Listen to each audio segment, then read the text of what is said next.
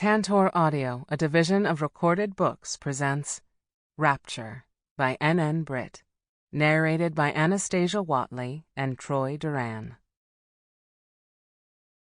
The path to paradise begins in hell. Dante Alighieri. 1. Hazel. I hate numbers. I hate how uniform and indisputable they are. I hate how they have taken over my once colorful life completely. How they've turned every neat stroke of baby blue into an ugly blob of infinite black. The black I've been waking up to for the past 2 years, 1 month, and 26 days. Guilt and hunger twist my stomach as I struggle with the stubborn luggage that doesn't want to come out of the trunk of my Prius. A farewell present from Owen, my soon-to-be ex-husband on paper, although he hasn't actually been a husband in over 2 years. Once the heavy bag makes it to the ground, I smooth my burning palms over the fabric of my winter coat and give myself a few seconds to process the view in front of me. A small private lake house hiding behind the multicolored line of trees, their wind-tortured tips desperate for the attention of afternoon sun. The golds and the reds up above, so typical of fall in Tahoe, look almost lost amidst the heavy gray clouds racing across the November sky. Agreeing to my friend Raina's house-sitting arrangement didn't seem like a bad idea when she offered. It does now. Besides, she and her husband never needed a house-sitter in Tahoe before. The blanket of dead leaves shielding the cold ground rustle beneath my boots as I shuffle my feet to the front door. Painful memories of the happy moments spent here with Owen cause my chest to stiffen. Life doesn't end at 26, does it? For some, like my son River, who was diagnosed with congenital leukemia only 2 days after his birth, it ends at 4. Here we go, numbers again. My fingers are numb, just like the rest of my body, when I thrust my hand into the pocket of my peacoat and fish for the key. As soon as I step inside, the faint smell of pumpkin traps me in a bubble of more memories. The time of my life before River, when things were simple, when it was only Raina, Clay, Owen, and me, and our wild Tahoe weekends. The cabin looks exactly like it did years ago, unaffected by the storms in our lives. Its vintage rustic interior is warm and inviting. There are lots of carpets, artwork, crafts, and plenty of windows overlooking the lake, its glassy surface almost taking my breath away. But the hint of a feeling lasts only a fraction of a second. I drop the luggage and cross the living room, my eyes zeroing in on the glimmer of the stainless steel appliances peeking out from the kitchen. Walking over to the fridge, I pull the door open, only to find a package of turkey and a lonely can of tomato juice on the top shelf. My phone buzzes in my pocket when I'm searching for bread, and possibly wine or beer. "Hey, hon." Raina's voice is hesitant and somewhat uneasy on the line. "How was the drive?" "Long and boring." I walk back to the island with a stack of the paper plates I found in one of the cabinets. "How's your flight?" "Clay almost went crazy. 11 hours on a plane." Raina forces a laugh. I wish she hadn't, though. Not for me. "Are you settling in okay?" "Yep, about to make a sandwich." "Oh, God," she gasps. "You're not going to use the turkey in the fridge, are you? It's been there since Labor Day. I told my cleaning lady to get some groceries for you. Her name is Esther, and she usually comes on Thursdays or Fridays. She has her own key." "Okay, thanks." Looking around the spotless kitchen, I realize today is actually Friday. And if Esther was here earlier, she probably didn't get any groceries because Raina didn't even know I was coming until I got in my car this morning and took off. I need to eat something, but the thought of going out to a store on my own sends a cold shiver down my spine. Part of me ached to escape LA because of the holiday crowds. People are overrated. Most people, anyway. "What's your first stop?" "Paris?"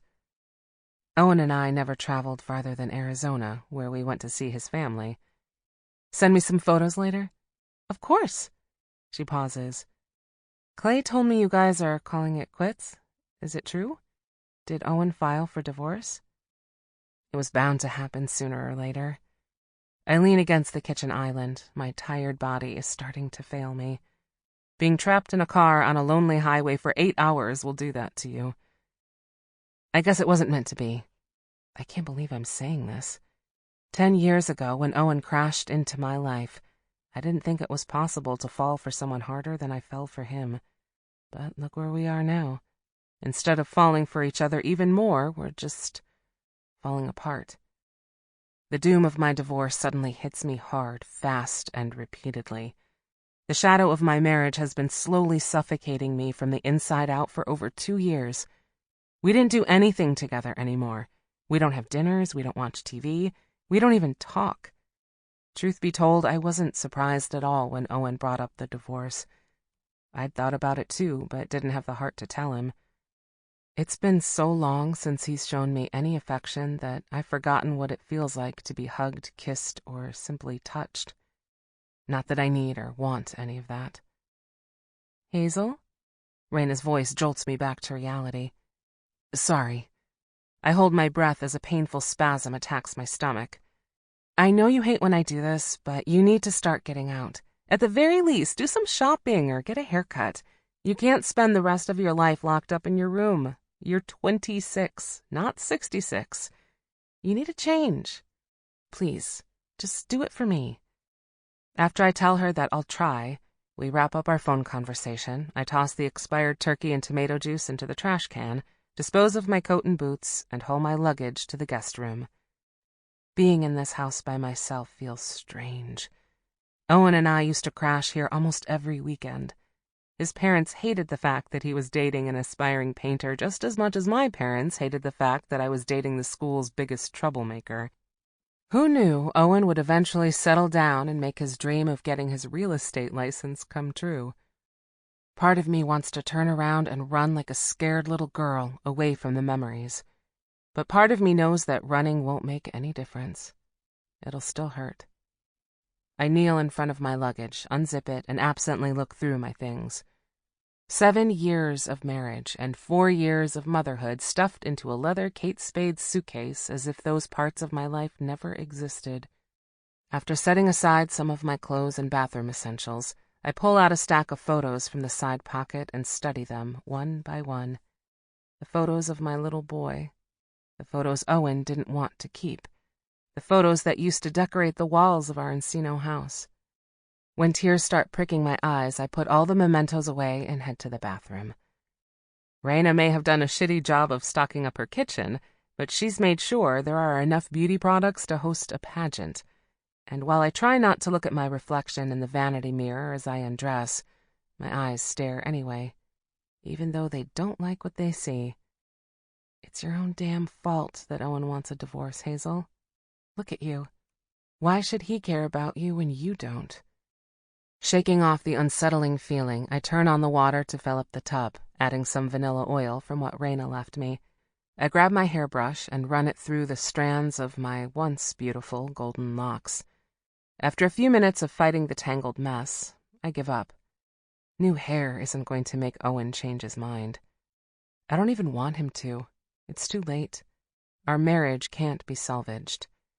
Tossing the hairbrush aside, I carefully lower myself into the tub and rest my head against the ceramic wall in an attempt to relax, but my mind is still reeling from the long drive.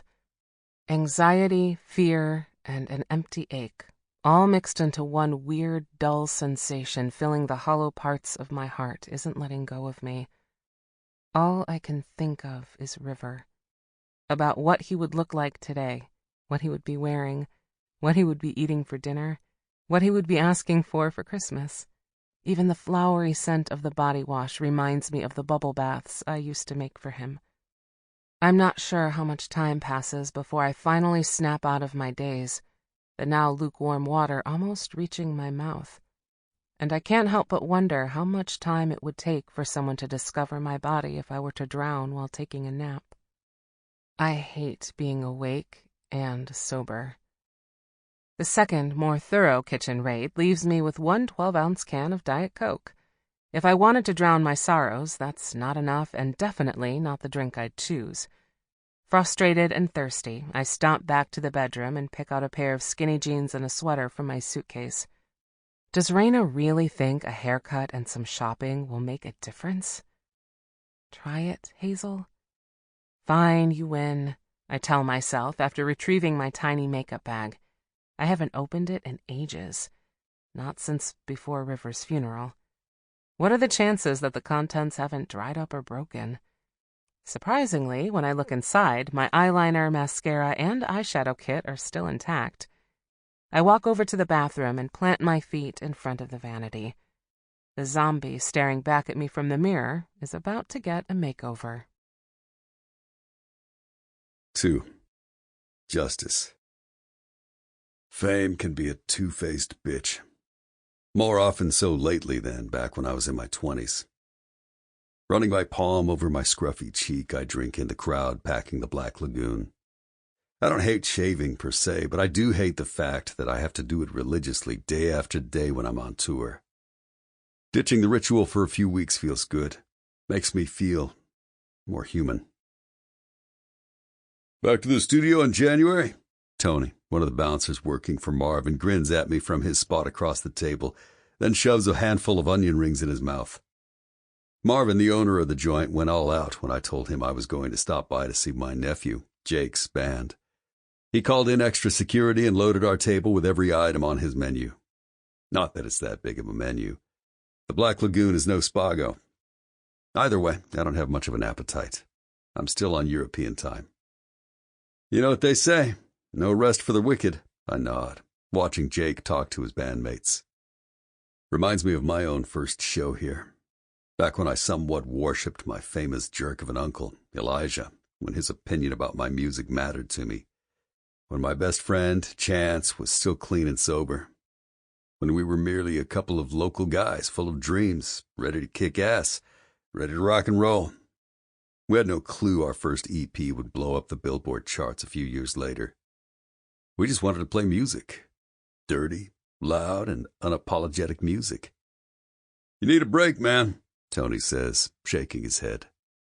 Tonight he's undercover, sporting a blue Dodgers jersey, jeans, and a pair of sneakers.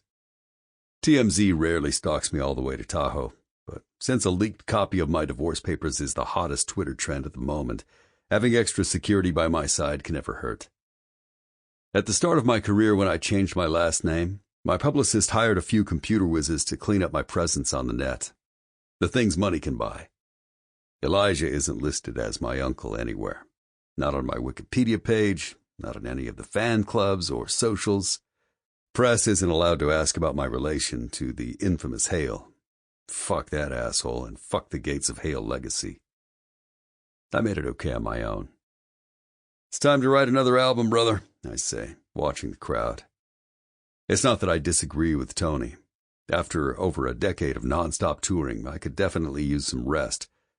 But the short breaks we've taken in between have always been deliberate, always coinciding with our longing to be back in the studio. It's become as routine as brushing our teeth. The question is whether we need another album right now. We've got 6 of them, all platinum. Ready to turn my thoughts elsewhere, I take a sip of my beer that I've been nursing for almost 10 minutes. Alcohol doesn't have the same hold on me that it does my soon-to-be ex-wife. Nikki has been to rehab more times than she's done the red carpet. I consumed my fair share of booze and drugs in my 20s, but a sense of self-preservation kicked in after my first and only overdose.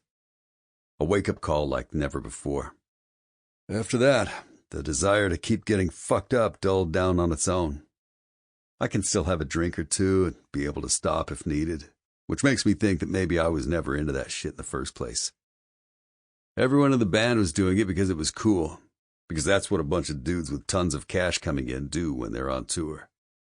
Play a show, get fucked up, bone some chicks, pass out, wake up, repeat. Week after week, year after year, until someone slips. Chance was the one who slipped. Tony's voice pulls me out of my reverie. You've been on the road for 2 years now. I'll rest when I die, I mutter, relaxing on my bench. The booths weren't here 18 years ago. Marvin's remodeled since then. The Black Lagoon isn't simply a dive bar now. It's a dive bar with class where rich assholes like me can hide out in so-called VIP sections. I laugh internally at Marvin's idea of VIP. It's just a fucking booth. And despite my pleas to not bring attention to my spot, he still put 2 extra bouncers nearby, in case anyone wants an autograph. Pulling the hood of my sweatshirt over my head, I close my eyes and inhale the sharp smell of alcohol, cigarette smoke, and sweat. The smell of live music. People are fools for thinking being in a rock band is glamorous. It's anything but. The only glamorous thing about the Deviant is the posters. We're bad motherfuckers in full gear, with our war paint and our stage costumes. Women all around the globe, and I suspect men too, want to lick us from head to toe. Sex appeal sells, and we're going to keep selling it for as long as we can. The first sounds of music blast through the bar like a merciless tornado. I can hear every mistake the mixing board guy's making, but I don't think this crowd can tell the difference. They don't know what a good sound engineer can do in a place this small if they haven't worked with mine. Jake has always been into more aggressive music. He's breathed Metallica since he was a toddler. If he wants to scream his guts out on stage, it's his call. My eyes drift open when the first song comes to an end and I take in the sight of the raging mass. They seem to enjoy the music. I do too. I like the rawness of the sound. Tony moves his head to the beat. Jake is killing it. I agree. The thought of posting a short video on my Instagram crosses my mind, but deep down I know this can lead to a potential disaster. Any other time of the year, sure, but not right now. Not 3 days into my vacation. This tour cycle has been brutal. The only human interaction I can bear tonight is with Tony and Jake. I film a few segments with my phone and send them over to May. She texts me back before I can finish typing my note, explaining that it's Jake's band. May. What's this? Justice. My nephew's band. Are you in Tahoe? Yes. Post this on my Instagram in 2 hours. Why are you in Tahoe in the middle of the divorce clusterfuck? Your point? The press is crucifying you. Of course, TMZ got their hands on the divorce papers before my soon-to-be ex-wife was served. Tell me something I don't know. This? TMZ.com/2017/1/2017/ Nikki DeVille says hubby Justice Cross has a short fuse. I clench my jaw and click on the link I received from May. Blood starts pounding behind my ears as my eyes sweep over the text. Fucking Nikki. She's always been a drama queen, but calling me violent is a new low. I swallow hard and shove my phone into the pocket of my jacket. How the hell did the two of us stay married for 7 years? Lesson learned, Justice. Don't ever date an actress. The music is suddenly too loud and too heavy, and I feel like someone just shoved a hammer at me to crack my head open. I suck in a breath through my teeth and glance at the crowd. The white clouds of fog spilling from the tiny stage mist the floor. The bodies twitching to the drum beat give the place a dark, horror movie asylum feel. I like chaos, but not when it takes over my life completely. Like when Chance died, or like right now when my soon-to-be ex-wife's ongoing domestic abuse allegations are starting to become unnerving. "You all right, boss?" Tony yells at me from across the table. His voice drowns in the music blasting through the bar. "I'm good," I nod, reaching for my phone in my pocket to text May back. When I pull it out, a dozen messages are flashing at me from the screen. May.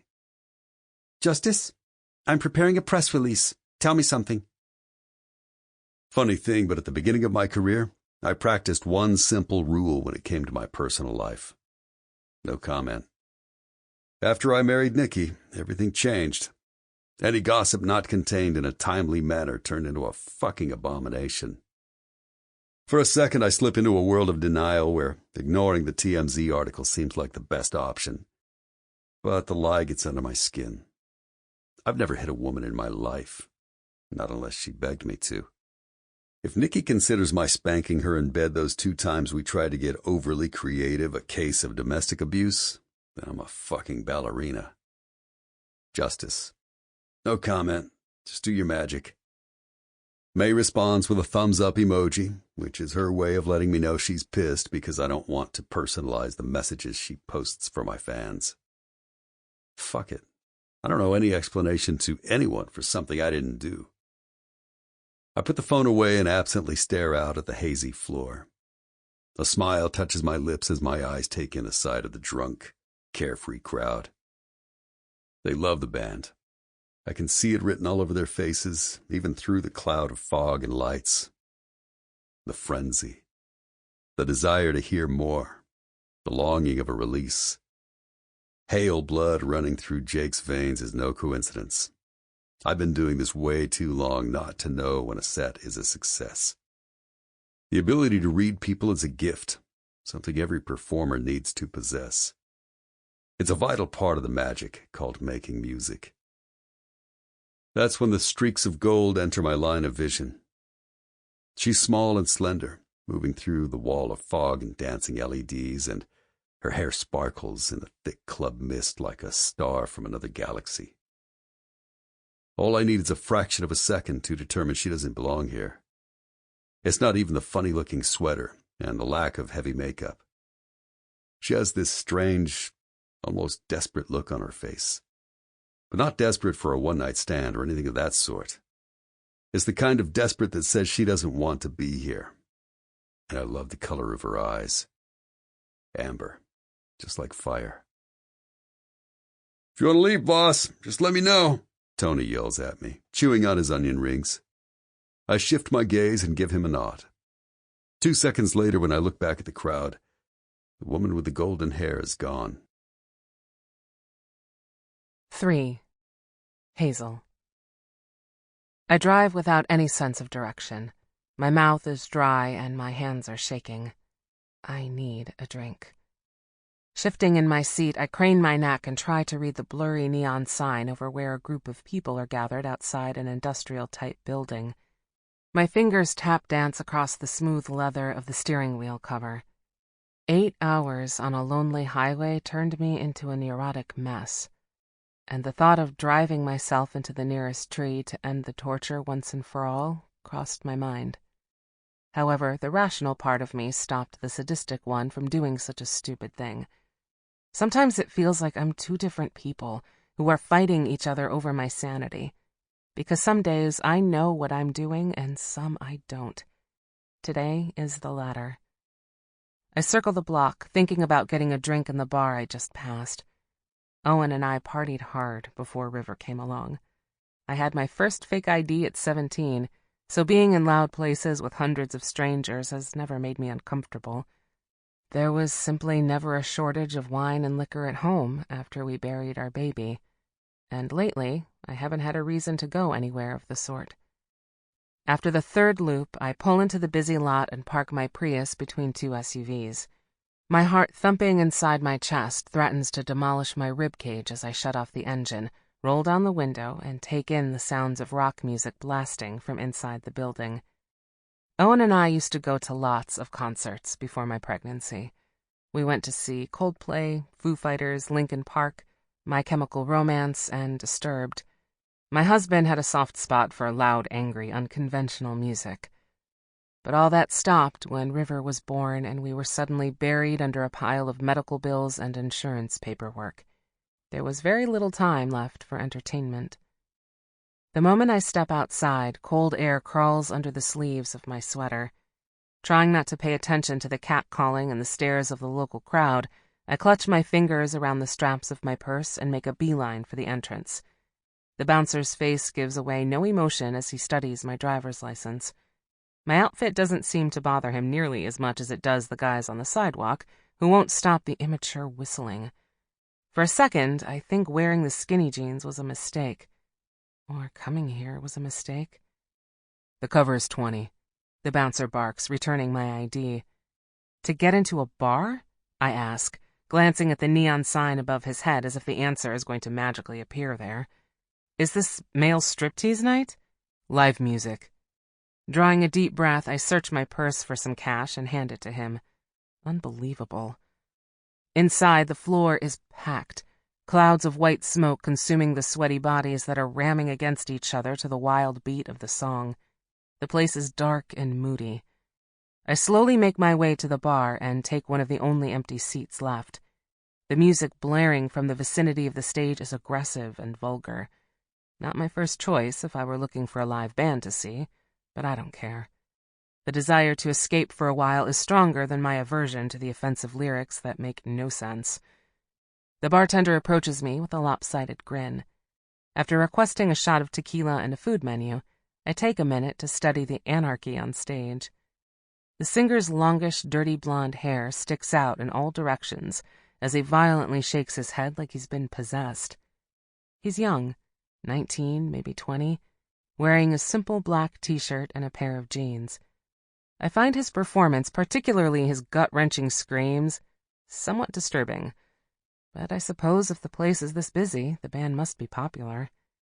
The bartender is back with my drink shortly. Wrapping my fingers around the shot glass, I scan the list of food items on the menu. It's strange that hunger is the first feeling that has awakened in me after 2 years of complete numbness. As soon as the song comes to an end, I use the opportunity to order a burger and fries, then down my shot and ask for another. By the time my food comes, a familiar lightness has already taken over my body and mind. The band is about to wrap up their set when someone very unsteady snatches the stool next to mine. Slamming his massive hand against the counter, the stranger demands a drink.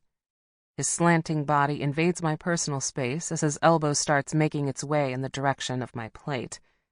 Moving my food aside, I finish the rest of my drink and send a few fries into my mouth to soften the burning in my throat caused by the tequila. I like being numb, because that's when I don't remember. Although the emptiness always consumes me the next morning, hitting even harder than the night before. But I'm too tired to fight, too tired to think, too tired to live. Right now, I just want to forget. My peripheral vision catches the crew disassembling the mount of amplifiers on stage. The singer jumps into the crowd and makes a few rounds, shaking hands and taking photos, before he disappears in one of the booths that's conveniently tucked in a dark corner on the opposite side of the room. The asshole next to me slides his stool closer to mine. "So, what's a guy gotta do around here to get the attention of a pretty lady like yourself?" I play dumb. "Excuse me?" He doesn't beat around the bush. "You want to go back to my place and have some fun?"